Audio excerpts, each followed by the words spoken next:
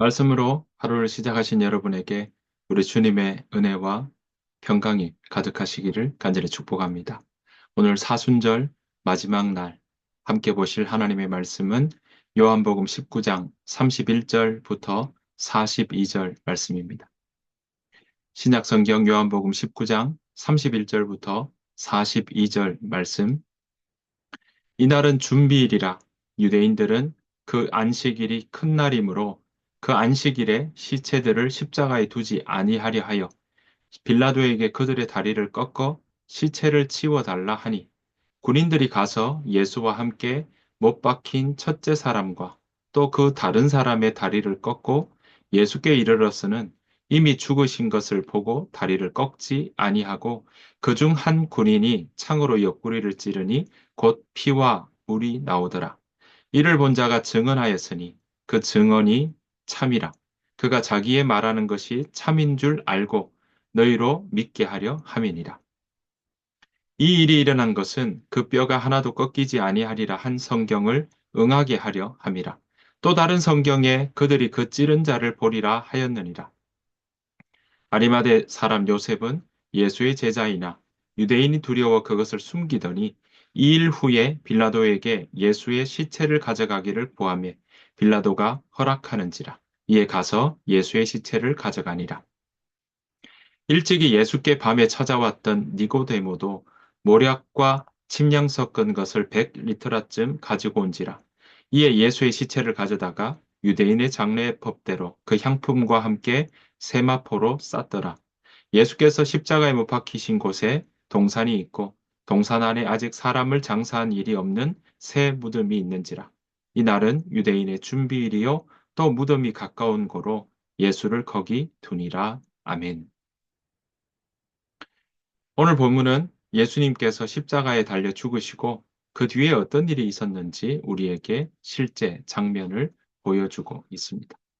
여기서 우리가 함께 보고 싶고 또 살펴보고 싶은 대목은요, 예수님의 죽으심을 바라보는 두 가지, 두 종류의 태도입니다. 하나는 그저 자신의 명예와 이익에 도움되지 않기에 속히 없애버리려고는 하는 모습이고요. 또 다른 하나는 예수님께서 하신 말씀이 무엇인지 보고 그 말씀이 정말 이루어지는지 살피며 성취되는 모습을 확인하고 진정으로 받아들이는 예수님의 그 말씀을 받아들이는 자세입니다. 먼저 예수님을 속히 없애려는 사람들, 그 사람들의 모습들을 우리가 살펴보기를 원합니다. 이들은 예수님의 말씀이 정말 그러한지 자세히 듣고 살피기보다 자신의 이익에 도움되지 않는다고 생각하는 그것이 바로 우선하고 있습니다. 여기에는요, 대제사장과 서기관들이 속합니다. 대제사장들을 비롯한 유대 사람들은 예수님을 체포해서 종교 재판을 했고 이어서 빌라도 총독에게 가서 로마법으로 재판해서 십자가형을 받도록 했습니다. 이제 십자가에서 죽으신 예수님을 속히 치워 무덤에 묻어버리고 싶었던 것이죠. 31절입니다.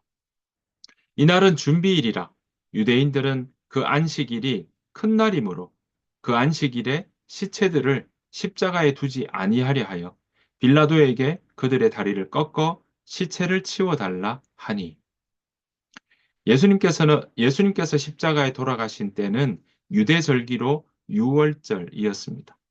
6월절에는 누룩을 넣지 않은 무교빵을 먹는 전통이 있었죠.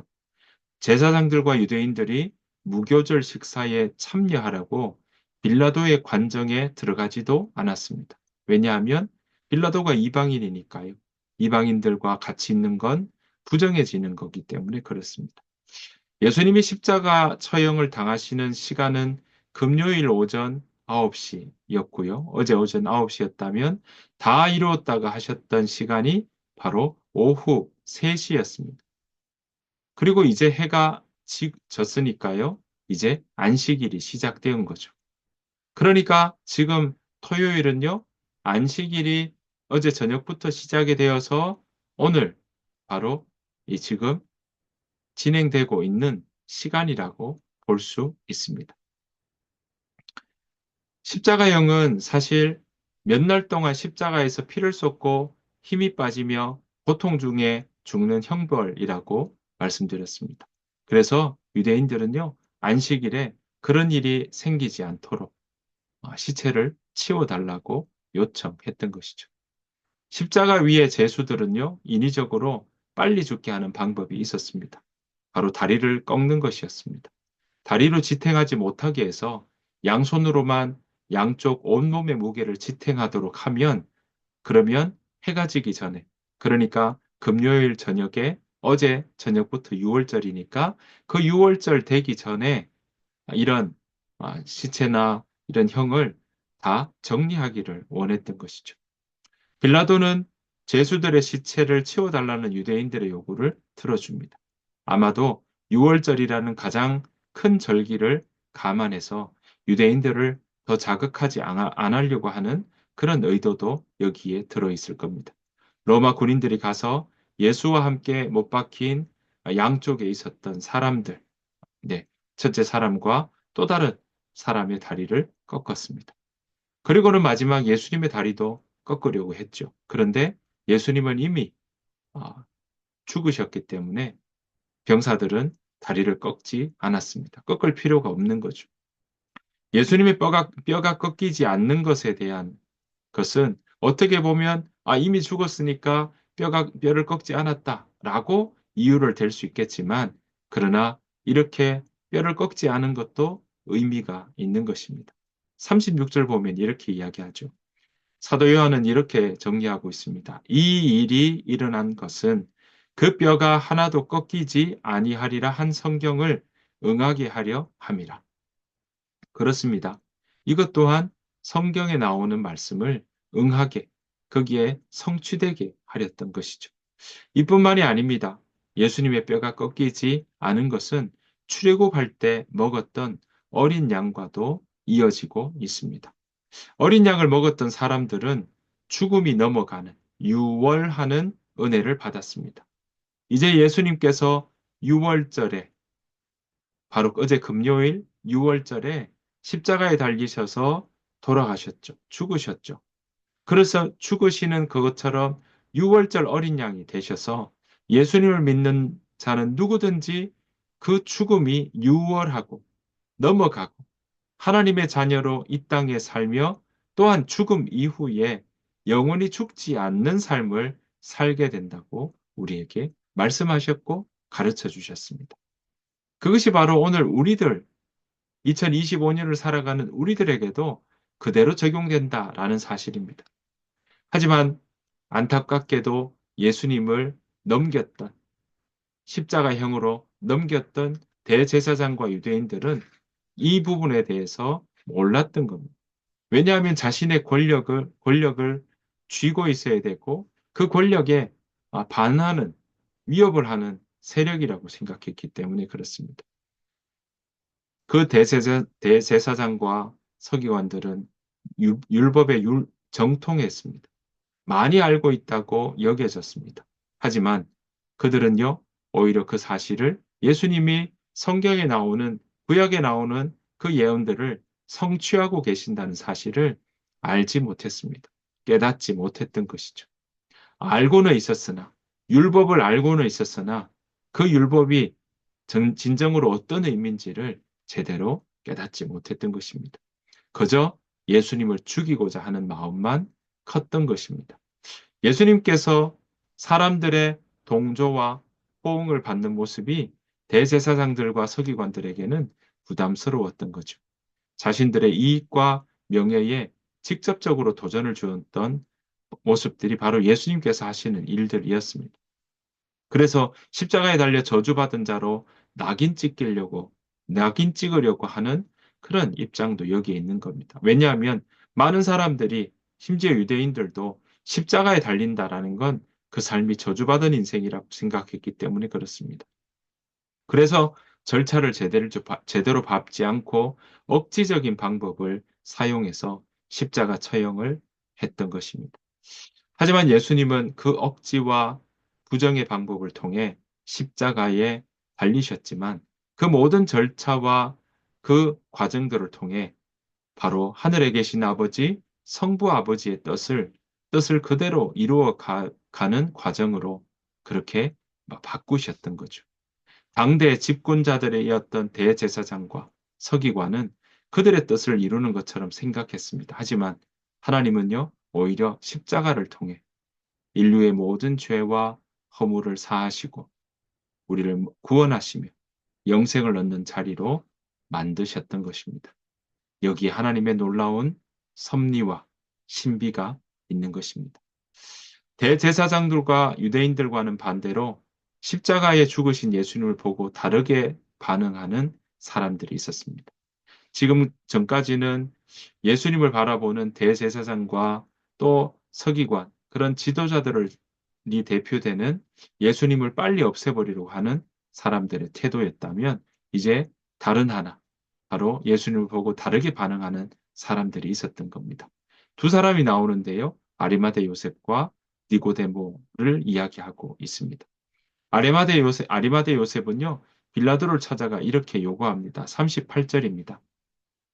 아리마대 사람 요셉은 예수의 제자이나 유대인이 두려워 그것을 숨기더니 이 일 후에 빌라도에게 예수의 시체를 가져가기를 구하며 빌라도가 허락하는지라.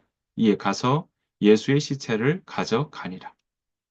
시체를 달라고 하는 것은요, 사실 우리도 장례를 치를 때 주로 유가족이라고 하죠.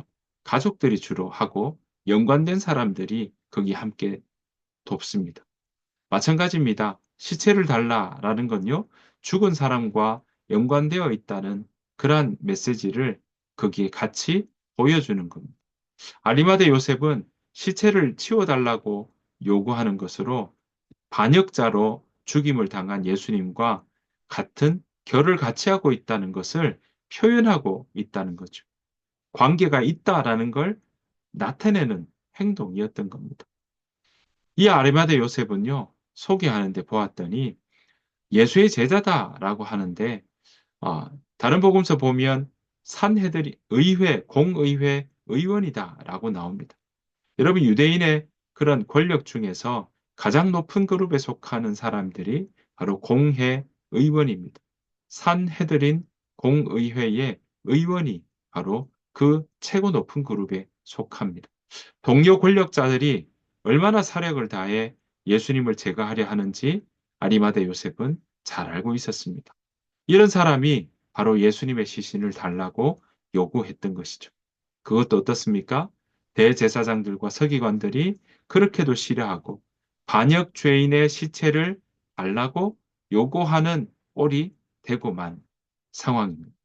아리마대 요셉은 그래서 그런 공의회의 의원이면서도 지금 예수님을 달라고 했던 건 예수님과 결이 같은 결을 가지고 있다는 것을 표현했던 것이죠. 여러분, 이거 쉽지 않은 이야기입니다. 왜냐하면 공의회 의원이라고 한다면 그동안 예수님을 따랐다. 그리고 그걸 드러내는 모습이라면 그러면 공의회 의원을 그 자리를 포기해야 될 수도 있고요. 심지어 출교를 당할 수도 있었기 때문입니다. 그럼에도 불구하고 아리마대 요셉은 그 시체를 달라고 요청했던 것이죠. 이제 예수님이 십자가에 죽으시고 성경 말씀이 성취되는 그 순간 그것을 지금 아리마대 요셉은 보았던 겁니다. 그러니까 아리마대 요셉이 어떻습니까? 네, 달라졌습니다. 산헤드린 공의회 의원으로서 당시에 그런 지위와 부와 권력과 특권 다 가지고 있었지만 그거 다 버리고 이제 이미 십자가에 달리신 예수님, 그 예수님의 편에 서겠다고 아리마대 요셉이 지금 그 시체를 달라고 요청하고 있는 것입니다. 그날 또 한 사람은 바로 니고데모입니다. 요한복음 3장에 나오죠. 밤중에 와서 이 니고데모가 예수님께 묻죠. 무엇을 하여야 영생을 얻으니까? 그렇게 질문했던 사람입니다. 자, 그 니고데모가 다시 예수님께 왔습니다. 니고데모는요, 이제 장례를 위해서 모략과 침향 섞은 것을 가지고 시신이 대신 지금 무덤으로 간 무덤에 계시는 예수님께 나와왔던 거죠. 자, 여기서 100리터라 좀 가져왔다라고 이야기하는 건 바로 한 37kg 정도 되는 무게인데요. 막대한 양이라고 할 수 있습니다. 이 정도의 양은요, 왕의 장례식에 어울리는 양입니다. 그러니까 니고데모는 지금 예수님을 뭐라고 인정합니까? 메시아라고 인정하고 있는 것입니다. 기름 부음을 받은 자, 다른 말로 하면요, 그리스도로 받아들이고 있는 것입니다. 여러분, 그 니고데모의 모습이 얼마나 당당한지요. 요한복음 3장에서는 밤중에 찾아왔는데 오늘 본문에서는 바로 밝은 오후에 찾아왔다는 것을 우리는 알 수 있습니다. 여러분, 요한복음 3장에서는 그때는 하나님의 나라도 또 영생도 몰랐던 사람이라고 한다면 이제 니고데모는요, 예수님의 시신을 장례하는 일에 참여하고 있고 공개적으로 자신의 모든 특권과 하나님 나라의 백성으로 살아가는 사람, 또 예수님의 제자가 되었다. 그런 모습들을 지금 니고데모는 이 예수님의 시신 앞에서 장례를 치르기 위한 준비 앞에서 자신이 어느 방향에 서 있는지를 명확하게 보여주었던 것입니다. 여러분, 한편의 대제사장과 서기관, 다른 한편에 오늘 아리마대 요셉과 니고데모, 너무나 극명하게 예수님의 죽음에 대해서 다른 입장과 태도를 보이고 있습니다. 특별히 여러분, 이 니고데모와 그리고 아리마대 요셉이 이렇게 공개적으로 하는 이유가 무엇일까요? 왜 시체를 달라고, 왜 지금 장례를 치르기 위한 침향과 모략을 이렇게 가져왔을까요? 그것은 바로 예수님께서 하신 그동안의 말씀과 그리고 그 행적이 무엇을 가리키고 있는지 아리마대 요셉과 그리고 이 함께 있었던 니고데모는요, 깨달았던 것이죠. 예수님께서 이 땅에서 하신 말씀, 그 모든 것은 다 결국 하나님 나라가 무엇인지 가르쳐 주시는 것이었다는 걸 그들은 알게 되었던 것입니다. 게다가 예수님께서 가르치시고 병든 자를 치유하셨던 그 모든 행적은 하나님 나라가 무엇인지 설명하는 것이라고 해도 과언이 아닙니다. 예수님의 처음 말씀도 뭐였습니까? 네, 때가 찼다. 회개하라. 천국이 가까이 왔다. 라는 것 아니겠습니까? 아리마대 요셉과 니고데모는요, 그간 예수님의 말씀을 듣고 어쩌면 소극적인 모습을 보여왔습니다. 하지만 이제 십자가에서 다 이루었다 하고 하시면서 그 십자가에서 죽으시는 모습을 이 두 사람은 보게 되었고, 그 보면서 이 두 사람은 아리마대 요셉과 그리고 니고데모는요, 이제 하나님 나라의 사람으로 살아가겠다. 다시 오실 예수님을 기다리는 그 삶을 살아가겠다라고 그 자리에 나섰던 것입니다. 사랑하는 성도 여러분, 우리가 세상을 살아가는 방식은 다양합니다. 이 모양, 저 모양, 정말 자신의 입장에서 가장 최선의 것을 선택하고 있을 것입니다. 여러분, 선택은요, 결국은 최고라는 의미가 포함되어 있습니다. 왜냐하면 우리가 선택할 때는 여러 개 중에 하나를 선택할 때는 그 선택의 의미는 나에게 가장 맞고 그것이 가장 나에게 있어서는 최고라고 하는 의미가 담겨 있는 것이죠.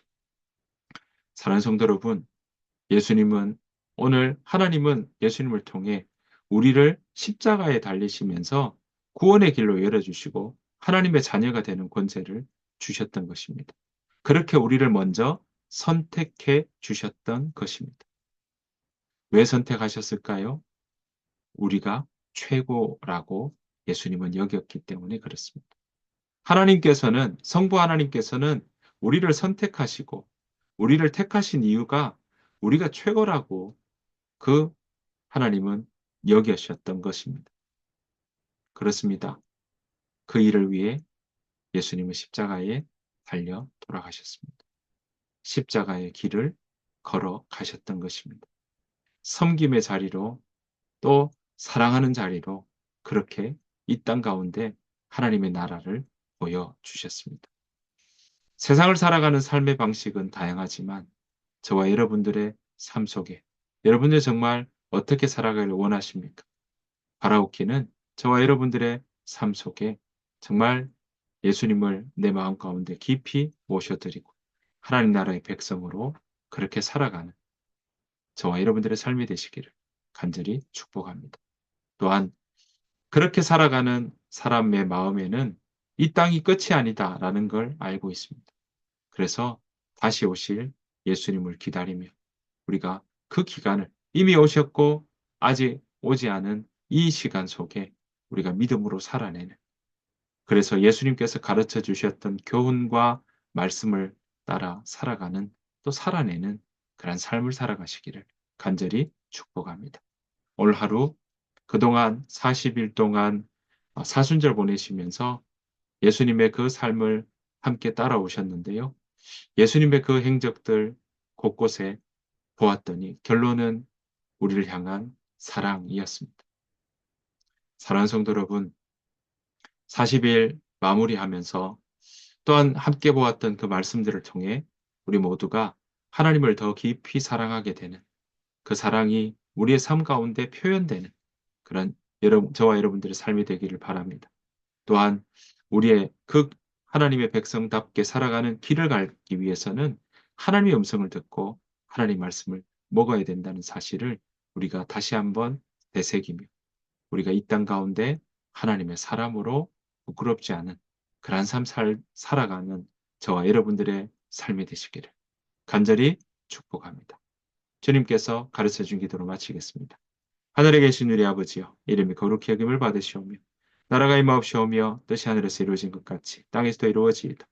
오늘 우리에게 일용할 양식을 주시옵고 우리가 우리에게 죄 지은 자를 사해 준 것 같이 우리 죄를 사해 주시옵고 우리를 시험에 들게 하지 마시옵고 다만 악에서 구하시옵소서. 나라와 권세와 영광이 아버지께 영원히 있사옵나이다. 아멘. 오늘 주신 말씀 생각하시면서 또한 함께 예수님의 그 걸음을 따라 걸어오셨던 여러분들에게 하나님께서 오늘 정말 귀하게 주께서 여러분들에게 은혜를 베풀어 주시고 또한 기쁨으로 오늘 살아내는, 보람으로 오늘 살아내는 귀한 하루 되시기를 간절히 축복합니다. 그 마음으로 함께 이 시간 기도하며 나아가기를 원합니다. 하나님, 하나님의 백성으로 살게 하시고 그 사랑과 그 은혜를 우리 일상 가운데 온전히 경험하는 삶 되게 하여 주옵소서.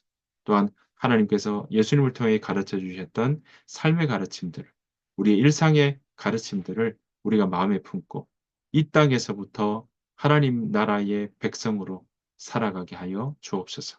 우리의 가정이 그러하게 하시고 우리의 교회가 그렇게 세워져 가는 교회 되게 하여 주옵소서. 그 마음으로 함께 기도하며 나아가기를 원합니다. 다 같이 기도하겠습니다.